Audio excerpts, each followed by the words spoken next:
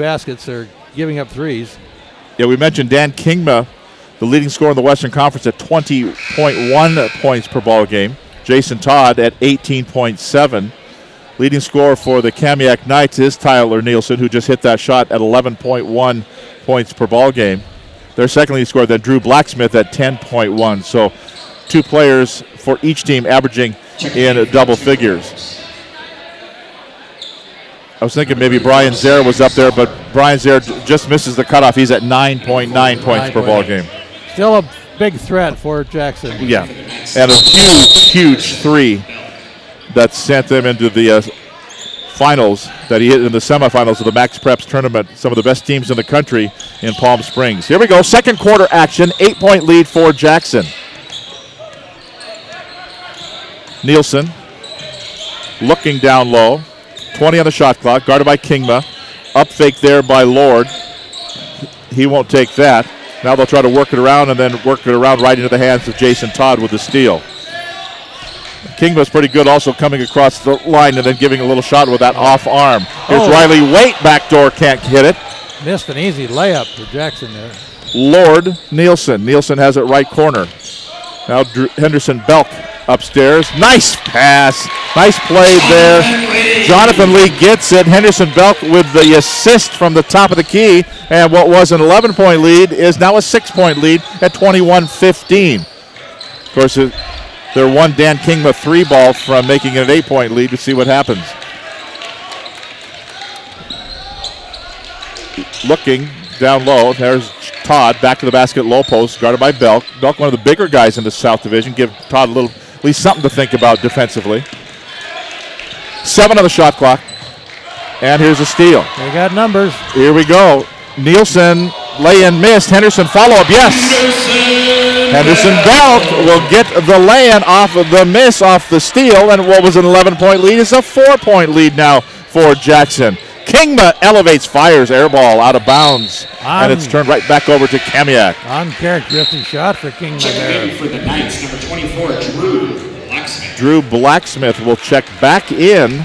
He was an offensive threat there in the early going in this ball game. 21-17, Jackson by 4. It was 21-11. I'm not sure I would have changed anything for Kamiak the way they came back. I just leave those kids in there. It was 21-11. Now so it was 10, and now it's 6 unanswered. Along the baseline, looking for Belk. Maybe one too many times they go to the baseline looking for him. Kingma outlet. Todd has it. Lay in. No. Knocked over the player. No offensive foul. No defensive foul. Kamiak clears. Here come the Knights. They're letting them play in there because somebody got fouled. Chance Lord. You know what? Let them play. I like it. Yeah, I agree. Of course, it's easy for us up here. We're not taking forearms to the neck up here, sitting. Or eating bruises tomorrow morning. That's right. 6 rows back in the stands. Here's Blacksmith. Nope. Puts it off the side of the iron. Scrap for the rebound. Knocked out Jackson. Yeah, so it'll be Kamiak basketball. 5:36 to go. First half, 21-17. The lead is 4 points for Jackson. Both teams will make some changes, and here we go. Inbounds, 33 on the shot clock. Blacksmith looking. Still looking. That's 5 seconds. Wow, that was a quick 5. I don't think I counted the 5 on that one. Well, I think sometimes, too, the officials will go, and he isn't even close yet to throwing it in. Well, let's just go. You're not going to do it. Yeah. Because if you're looking, and you're looking one more time. That's 5 seconds. Out. Shot. Yes. There you go. Right there up and good. Marcus Blake with the 3 ball, and it's 24-17, 5:18 to play first half. And that 3 ball will kill you every time when you let that happen. Yeah, it was down to 4 points. Overplay by Zare there, but it's going to be grabbed by Nielsen. 23 on the shot clock. Nielsen loses the defender. Blacksmith gets it, puts it up kind of off balance with the right hand, and Jason Todd grabs another rebound. Down the floor he goes. A little bit led him too far, and Blake could not make the connection there, but the ball was knocked out of bounds by Kamiak, so Jackson will retain possession.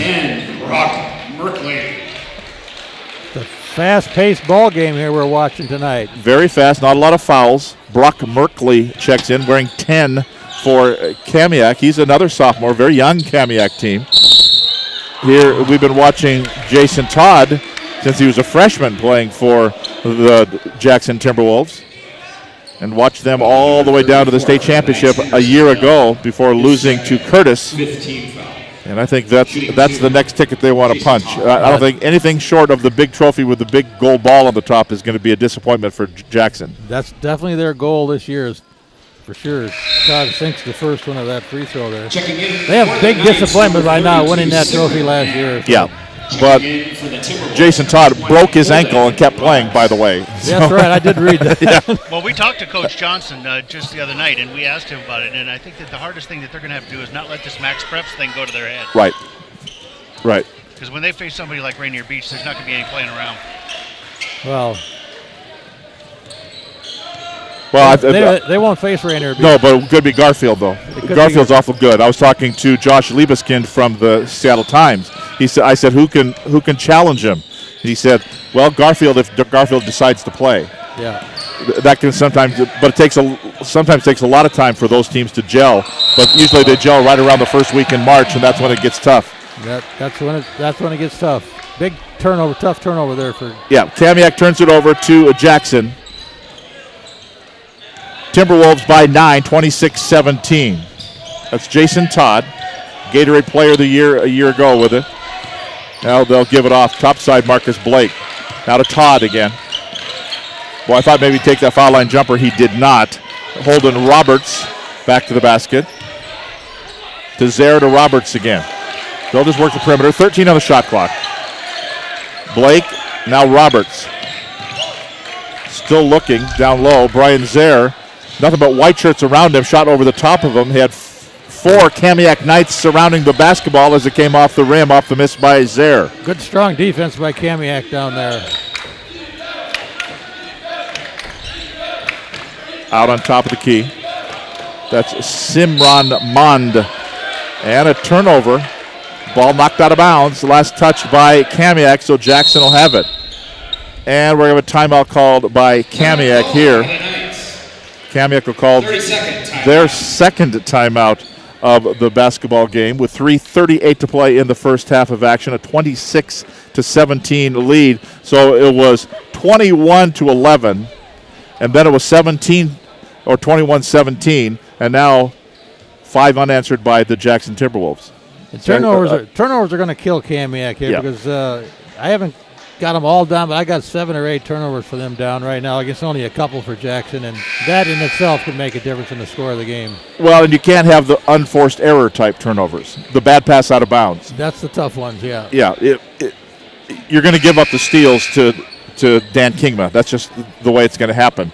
But if you can cut down your own errors and the bad passes, then you may have a chance. Yeah, definitely don't need to have any more of those. Here's Jason Todd as play resumes. Dribble to the baseline.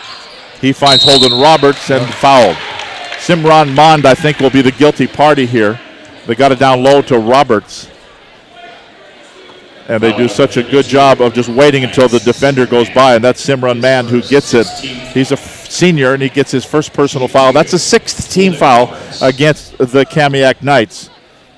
But Roberts was shooting anyway, so he's going to get 2, and he's going to miss the first. Holden Roberts will get another. Roberts listed as a 6'5" senior. Next one, no good. Missed them both. 26-17. And you can, if you're Kamiak, you hope that Jackson keeps missing free throws. Blacksmith dribbling in.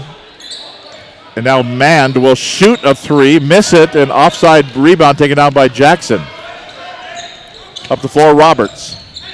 In the lane, going down, right side, just as easy as you please. Lay in by Connor Wilgris, and it's back to an 11-point lead. Jackson equals their biggest lead of the contest, up 28-17. Just under 3 minutes to play in the first half. Blacksmith. Maybe a little bit too much dribbling. More passing, less dribbling, I think, is what Coach Corey West is going to say. Right. Here's a 3 ball deep in the left-hand corner, up, and it is good by Brock Merkley, and cuts that lead to 8 points at 28-20. That's what that three-point shot will do for you. What'll Todd do with a three-point shot? Puts it up and puts it in for Jason Todd. And that equals Jackson's biggest lead of the game again, up by 11, 31-20. Just about the time you think that Todd will play nothing but inside, then he cans that three ball outside. Here's a little fadeaway, up and bounces. Tyler Nielsen gets the shooter's bounce, and it goes in. Todd, will they answer on the other end? They will. Holden Roberts gets the pass, but he misses. He's kind of mad at himself. Then Jason Todd will get it as it went now then into the hands of Connor Wilgress, who got the rebound to Jason Todd for the bucket, and it's an 11-point lead again at 33-22. A minute 45 to play in the opening half. Dribble in, Tyler Nielsen. Couple of fairly unmolested lay-ins here the last couple of trips down the floor. Well, there was an open chance there for Wilgress. Did not take the three. They'll use some time here. That's Marcus Blake. Hip-hop move through the lane, lays it up, and puts it in. Minute 24 to play, first half. Long pass. We couldn't see the player deep in the corner. He thought the ball was going out to the concession stand, but it was a miss up the floor. Blake has it. Little spin move by Blake. Elevate for a three. No, won't go for Jason Todd this time. Holden Roberts grabs the rebound and fouled there, and he will go to the free throw line, as that will put Jackson into the bonus. That'll be the 7th team foul. I'm sure we didn't see that player down the corner. I'm not sure it was even on camera because all the students over there are standing up in the way. Holden Roberts at the free throw line. Minute 9 to play, first half. The lead is 11, 35-24. The foul was whistled on Nate Schubert. That, as we mentioned, the 7th team foul. Only 2 fouls on Jackson. They played that physical, and they've only been whistled for 2. Holden Roberts is 0 for 3 at the free throw line so far. He just kind of rolls his eyes every time he misses. Here's a long NBA three ball by Marcus Blake. And that is a 14-point lead for Jackson, their biggest lead of the contest. We're at 51 seconds to play in the first half.